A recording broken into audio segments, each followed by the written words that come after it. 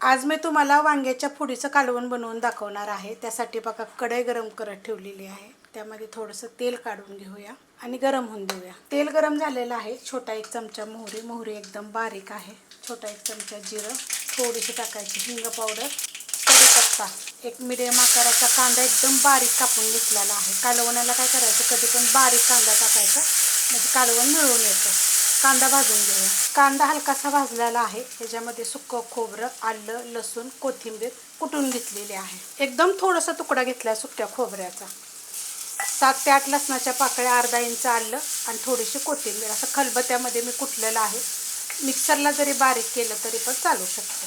परतून घेते। मस्त असं बघा मी परतून घेतलेलं आहे। त्यात मीडियम आकाराचा एक टोमॅटो छोटे छोटे तुकडे करून घेतलेले।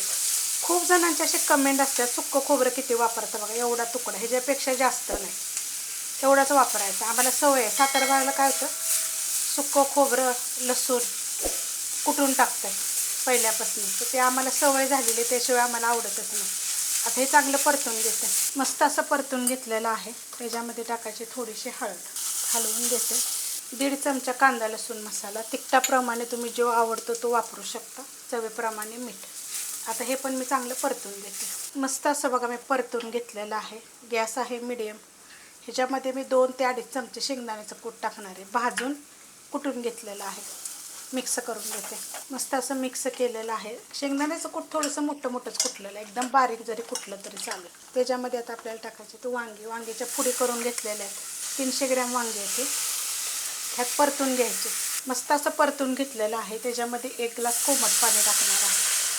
अशा आकाराचा ग्लास आहे। पहिलं मिक्स करून घेते। मिक्स करून घेतलेलं आहे। 1 ग्लास ओतला, आता अजून अर्धा ग्लास ओतणार आहे।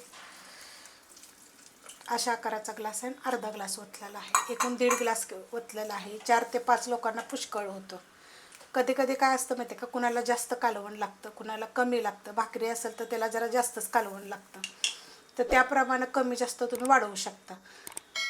कालवण मीडियम गॅसवर जर शिजवलं तरी चालेल किंवा बारीक गॅसवर जर शिजवलं तरी चालेल। झाकण ठेवायचं असलं तर थोडंसं तिरकं ठेवायचं, वाफ जायला जागा ठेवायची।